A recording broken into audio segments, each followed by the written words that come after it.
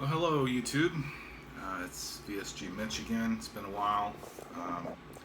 Don't do videos that super regularly these days because I'm so far out. It's let's see, it's 34 months post-op vertical sleeve gastrectomy. I had vertical sleeve gastrectomy with Dr. Handy Wing in Jakarta, Indonesia on June 15th, 2000, or just June 17th, 2016.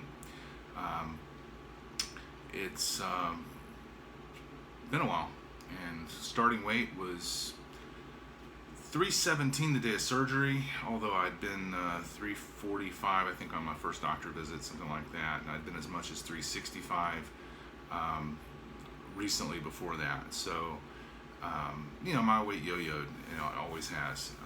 Starvation dieting followed by not binge eating, but just regular eating that would result in weight gain. And that's why I ultimately decided to have the surgery. And now it's almost 3 years post-op, and those of you who follow me on Instagram or know me on Facebook or whatever, have probably seen how profound the change has been. I'm pretty much what you would call ripped right now. I've been working out pretty hard for a while, and other than being a little bit unclean shaven today, I'm looking pretty good. Right now I weigh somewhere around 225 pounds. Been as low as 207, but I was really looking almost sickly at 207, very drawn, and now I'm not. I don't really feel unhealthy at all.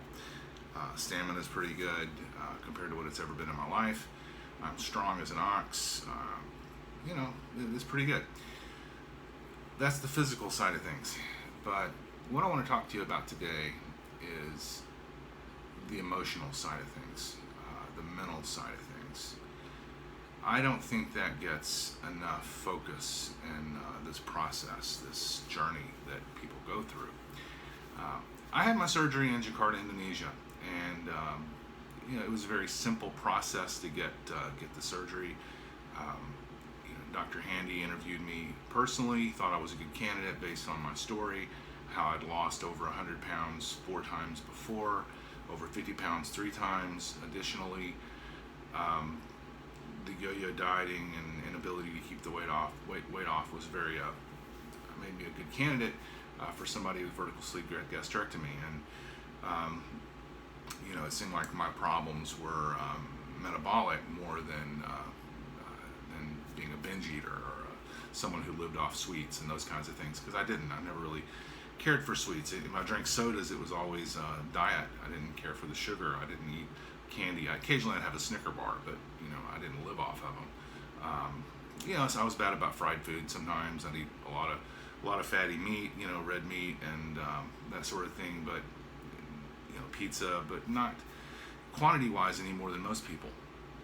But I still would gain weight very rapidly, and my metabolism was so bad. And having the vertical sleeve gastrectomy gave me what they refer to as a metabolic reset, and it really made a huge difference in my life. It enabled me to lose weight and keep it off.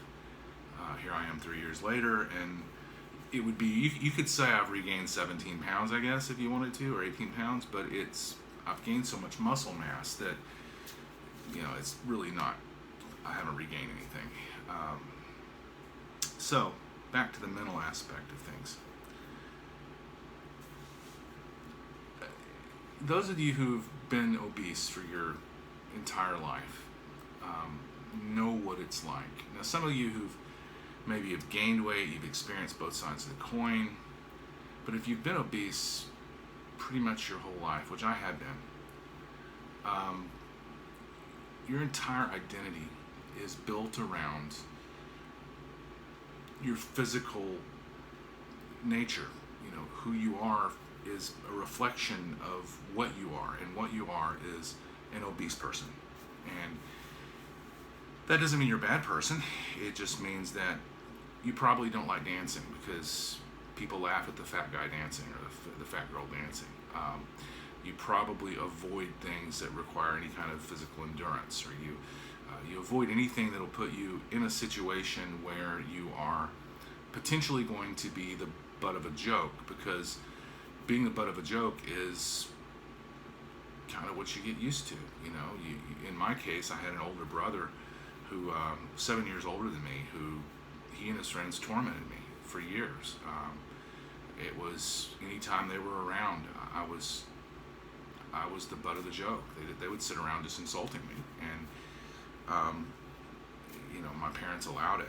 And I would go to school, and I would be, antagonized at school. I could, and I began to become very defensive, and even to the point where I was a bit of a jerk, because everyone tore me down. So I tried to point out what was good about me, and it made me sound arrogant, like I was bragging all the time. And it wasn't intended to be bragging. It was just a subconscious attempt to try to justify my existence, that I was a worthwhile human being. So, as a 44-year-old man, that represented, because I gained the weight when I was 9 years old. The majority of the obesity became an issue when I was 9. I gained the weight when I was 9 years old, and the reality is that at 44, after having been obese for 35 years, to suddenly be physically different to the degree I am now. This is after 3 years, so I'm 46 now. I said 44 because really, that's when the weight loss was really becoming evident. So at 46, I'm profoundly different physically than I was for my entire life. And the way people treat you is profoundly different. You don't get the same looks. You don't get the same reactions. You walk up to people, and their initial response to you is different. Just the interactions are different, because inherently people treat obese people differently. And even if they don't think they do, even if they think, oh, I wouldn't fat shame, I don't body shame. No, but the way you look at people, the way if you're a normal person, chances are when you encounter someone who's morbidly obese or extremely overweight, you treat them differently than you would someone who's not, and you can't help it. You do it, and that to say, that begins to wear on you mentally and emotionally, that you're no longer being treated the same way. And it's a good thing, but at the same time, it begins to affect you. And for me, I had a condition, body dysmorphia, where I look in the mirror and I see someone who's still morbidly obese. And I had this up until about a month ago. A month ago, I saw myself for the first time. I really saw myself, and I broke down. And the way it happened, truthfully, is, my wife and I were on vacation in Thailand, and we went to a bar and grill, and she went to the bathroom, and she's told me before that girls flirt with me, that women flirt with me, and I've always been the fat guy, I'm not a good-looking guy. Nobody wants to flirt with me, and and I'm oblivious to it. But in Thailand, people are a little more forward, and I had a girl walk up to me and say something very vulgar, and I was shocked. And in that moment, I looked at the wall, and the walls had mirrors on them. They were, it was a restaurant, open-air restaurant with mirrored walls. I looked at the mirror, and I saw myself. And I broke down, and just within minutes, I was sitting in the corner crying. And I began to question who I am. I began to question what I am, because my thought processes don't work the same way anymore. I want to go dancing. I said it. I've always hated the idea of dancing. Dancing. I don't dance. I've never danced. I want to go dancing. I want to go have a good time. I want to have fun. I want to live my life and not be hiding from the world. And that's different. So all of these aspects, all of these things, all these changes, physical changes affect you psychologically. And it affects who you are. And I'm beginning to understand why 85% of bariatric patients end up divorced, because that's the statistic, at least when I read 3 years ago, that 85% end up getting a divorce, because you're no longer the person that your spouse married. And it's not the physical part of it. When my wife met me, I was actually on the downswing. I'd lost weight. I told you I've yo-yoed my whole life. So she met me when I was in the bottom of a yo-yo, and within 2 years, my weight had ballooned back up. I was 350 pounds again, but she'd been with me while I gained it, so it didn't really strike her quite as hard as if she'd just seen me. Because if she'd just seen me like that, she probably never would have gone out with me. But she was already with me at that point, and I was, even though I was not morbidly obese, I was overweight when she met me, but not that bad. Even though I wasn't morbidly obese, I was still mentally obese. And the person I was shaped by the reality of that knowledge. And now I'm a different person, not just physically, but emotionally and psychologically. I have more self-confidence. I'm a stronger person in a lot of ways. Now, last week, it was so bad.